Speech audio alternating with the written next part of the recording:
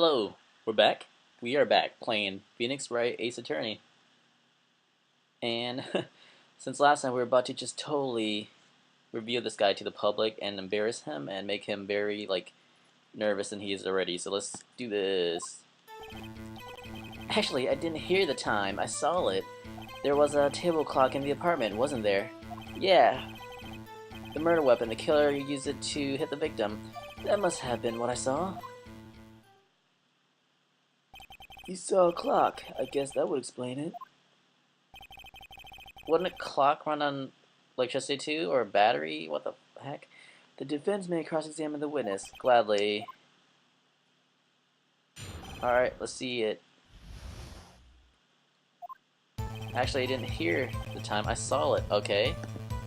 There was a table clock in the apartment, wasn't there? Yeah, the murder weapon. The killer used it to hit the victim. Press. The murder weapon? Yes, the table clock that was used as a weapon. That's what I just said. Did you doze off in the middle of the testimony or something?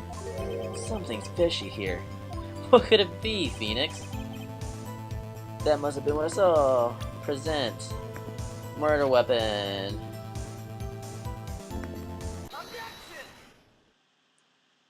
Wait just a moment. The murder weapon wasn't a clock. It wasn't the statue. Now how is this supposed to be a clock? You with your objections and your evidence. Objections! Yeah, we're effing objecting everything, son. Just who do you think you are? Just answer the question, Mr. Sawit.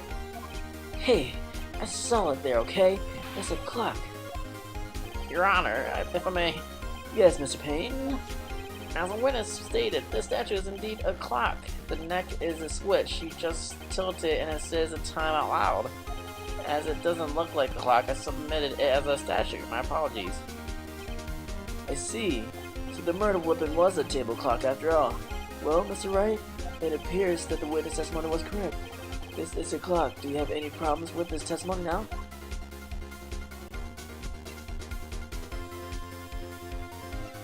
I do have a problem with it, but he didn't know. Yeah, I have a problem. Your Honor, there is a gaping hole in the witness testimony. The only way he could have known the weapon was a clock is to hold it in his hand. Yet the witness testified that he never entered the apartment. Clearly a contradiction. Indeed. The witness knew it was a clock because he knew the victim went into the apartment. Well, we know he went to the apartment for sure. You're lying. You were inside the apartment on the day of the murder. Oh yeah? Prove it. Prove that I was the one there. I'll do better than that. I can prove you were the one who killed her. You struck her with a clock and the shock of the blow triggered the clock's voice. That was the sound you heard. Order in the court. Intriguing. Please continue, Mr. Wright. Yes, Your Honor. Oh shoot, we got this! We got this, Mr. Sawit! The sound must have left quite an impression on you. Understandable, since the murder weapon spoke just as it hit the victim. That voice was burned into your mind. That's why you were so certain about the time. Oh, what's the meaning of this? This is a baseless conjecture. Baseless?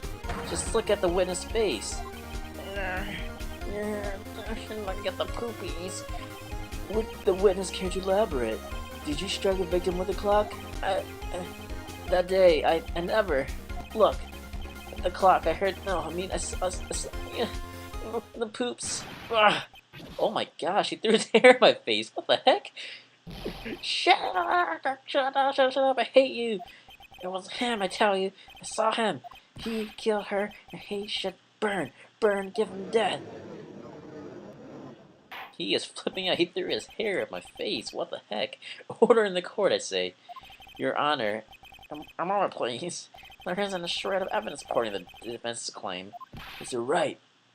Your Honor? You claim the sound the witness heard came from the clock. Do you have any evidence? The whole case is riding on this. Better to think it through carefully. Yes, Your Honor. The sound Mr. Sawit heard was definitely this clock. A fact which is clear if you simply examine the clock's battery. Ask the neighbors. Try sounding the clock, and it should say the time. Let's sound the clock now, here in the court. Your Honor, may I have the clock? Shiz, fingers crossed, we got this. I ask the court to listen very carefully. Beep. I think it's 8:25. That certainly is a strange way to announce the time. Well, he is the thinker, after all. So we've heard the clock. What are your conclusions, Mr. Wright? Mr. Payne, can you tell me what time it is now? It's 11:25. Heck! As you can see, this clock is exactly 3 hours slow. Precisely the discrepancy between what Mr. Sawit heard and the actual time of death. So, Mr. Sawit, try to talk your way out of this one. Oh shoot! You forgot one thing. Uh-oh, what's he talking about? While it may seem this clock is running 3 hours slow, it proves nothing. How do you know it was running 3 hours slow on the day of the murder? If you can't prove that, you don't have a case. He's right. Oh, am I supposed to get through this? Damn it, I was so close. Is it right? It seems you lack the critical evidence to support your claim. Oh man, yes, Your Honor. This just means I cannot let you indict a witness. Unfortunately. This ends the cross-examination of Mr. Frank Sawit. I come all the way down here to testify, and look what happens. They treat me like a criminal. A criminal! You lawyers are all slime. I almost had him. Damn it, we did almost had him. Jeez. Sorry, Larry, I failed you. There's nothing I can do about it now. Really? Did we fail? Not so fast, Mr. Sawit. Oh shiz, Mia has some... Chief. Listen up, Wright. Don't throw this one away. Not like this. Think. But Chief, it's over. I can't prove the clock was slow the day of the murder. Nobody can prove that. Well, yes, but that doesn't mean you can't still win. Try to think out of the box. Don't waste time doubting the facts. Assume the clock was 3 hours slow and think through it. Ask yourself, why was the clock 3 hours slow? Figure out the reason and you'll have the proof. Right? Can you think of a reason to why the clock would be 3 hours slow? Court record. 4 p.m. to 5 p.m. Blood trauma. Statue of in the shape of the thinker. It's rather heavy. The victim apparently arrived home from Paris on 7:30, the day before the murder. Electricity to Miss Stone building was out from noon to 6 p.m. on the day of the crime. Maybe because she got back from Paris and it's a present from Paris. Holy shiz! It must be from Paris as like a gift, and that's why it's 3 hours slow, because it was back in time. Hot damn, I think I got this. Oops, what is this? Profiles, Larry? Cindy. The victims in this case a model. Okay. I know him, he's my boy. 22. Oh, look at this bastard. Alright. Profiles. Oh, back. That's it. Back more. I think I got it. Yes. Wait. Maybe I can prove it. You must have evidence somewhere that can prove it, right? Find it and let them have it. Well, Mr. Wright, you say the clock was already running slow on the day of the murder. Have you found evidence to support this claim? Of course. There is a piece of evidence in the court record that can prove my claim beyond a doubt. Ha!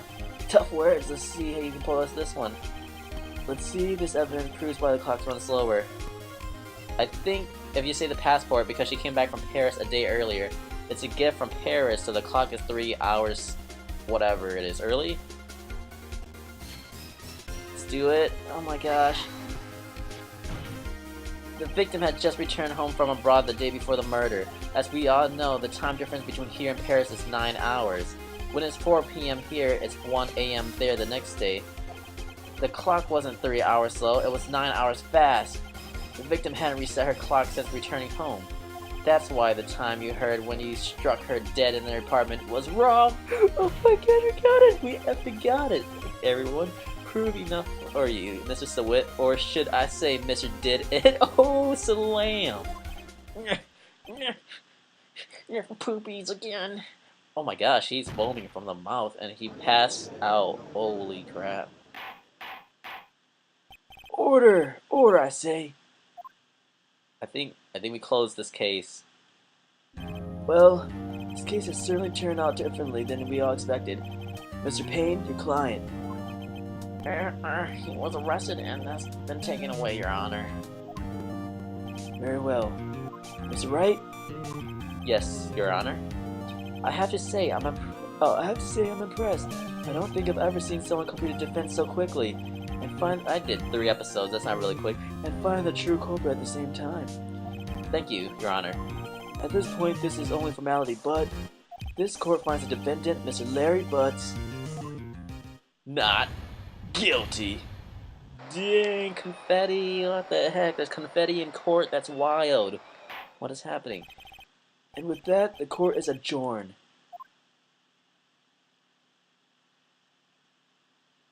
It turns out that Frank DeWitt was a common burglar. He posed as a newspaper salesman to check and see when people were out of the house. That day, when Larry went to her apartment, the victim wasn't home. After he left, DeWitt let him in to do his dirty work. While he was searching her place, the victim returned. Flustered, Mr. DeWitt grabbed the nearest blunt object he could find. The monster killed her.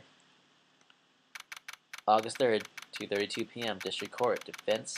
Defendant Lobby Number 2. Woo! I still can't believe we won. Right, good job in there. Congratulations. Thanks, Chief. I owe it all to you. Not at all, not at all. You fought your own battles in there. It's been a while since I've seen a trial. Oh, we gotta hurry up. This is 12 minutes. We have 3 minutes. I've never seen the chief looking this happy. If she's this glad, imagine how Larry must. What is this, dating sim now? My life is over, Larry. You're supposed to be happy. What's wrong, man? Oh, Nick. Don't worry about me. I'll be dead and gone soon. Good. Wait, no, what? I mean, bad. Bad. Larry, you're innocent. This case is closed. But my Cindy, Wendy's gone, man. Gone forever. Larry, she was a... never mind. She's a sugar daddy. Come on. I mean, she had sugar daddies. It's not good. Congratulations, Harry. Harry? Yes, you. I can practically see the headlines now. Harry Butts innocent. Thanks. I really owe it. His name is Larry, Mio. Jeez, I won't forget this ever. Let's celebrate dinner. Movie? My treat? Oh no, I couldn't. Oh snaps, he's just going for it, this guy. Hey, I was the one who got you off the hook. Oh hey. Here, take this, the murder weapon. It's a present. A present for me? Wait, isn't this the evidence that... Actually, I made this clock for her. I made one for me and one for her. Really? You made this? Well, thank you. I'll keep it as a memento. Yo, Nick. Can you believe it? I was so into that chick, and she was just playing me for a fool. Don't let me want to just cry, Larry. Shiz. Are you so sure? Squeeze me? I think she thought quite a lot of you in her own way. Nah, you gotta sympathize with me, okay? It's okay. Oh, I'm not just sympathizing, really. Isn't that right? Don't you have something to show your friend? Something that proves how she felt about him? Huh? Oh, yeah. Right. What? What the heck is she talking about?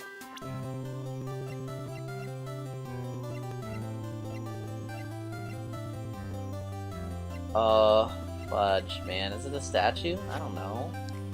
Isn't it? Check this out, Larry. Proof positive you weren't just some chump to her. Huh? Where'd you get that clock? This is the clock you made for her. She took it with her when she traveled. Oh my gosh. Is this really happy? It's kind of sad though, because she did think about him and cared for him and took his stuff. My gosh. I'm kind of sad. I'm glad I asked you to be my lawyer. Really, I am. Hope that made him feel a little better. Right? I hope you see the importance of evidence now. Also, hopefully you realize things change depending on how you look at them. People too. We never really know if our clients are guilty or innocent. All we can do is believe in them. In order to believe in them, you have to believe in yourself. Right? Listen, learn, grow strong. Never let go of what you believe in. Never. Well, I think our work here is done. Shall we be off? Yeah, I guess so. Say, how about dinner? On me? We'll drink a toast to innocent butts. Yeah. Oh, speaking of Harry, you were saying part of why you became a lawyer was because of him. Yeah. Part, at least. You have to tell me more about it sometimes. Maybe? Over drinks? Look at this game. Going drinking with the sheep. And so my first trial came to a close. Larry slapped me on the back and said, "Gee, Nick, it's good to have friends." But I'm pretty sure he's not going to pay me unless you... Oh geez, Mona, that was so loud. Unless you count the clock he gave Mia. I didn't know it then, but that clock was soon going to be at the center of another incident. The same clock. Oh no, did Mia die? What the heck? And I promised to tell Larry about the sheep about me and Larry would be one promise that I wouldn't be able to keep. The end.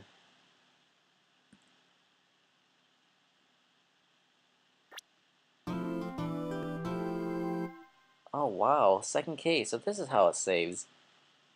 Alright, thanks for watching, guys. And I think I'll just add this to the last one that was just playing because, I don't know, it's like 2 o'clock in the morning and I do not want to play anymore. I mean, it's too exciting for 2 o'clock in the morning. I'm screaming my head off. Sam's in the other room. She'll probably come here and scream her head off because I'm screaming my head off. Then there's like 2 people screaming their heads off in an apartment. And then the neighbors will be like screaming their heads off because we're screaming our heads off. It'll be a debacle. So thanks for watching and tune in next time for some more Phoenix Wright. I'm really enjoying this. I think this is exciting.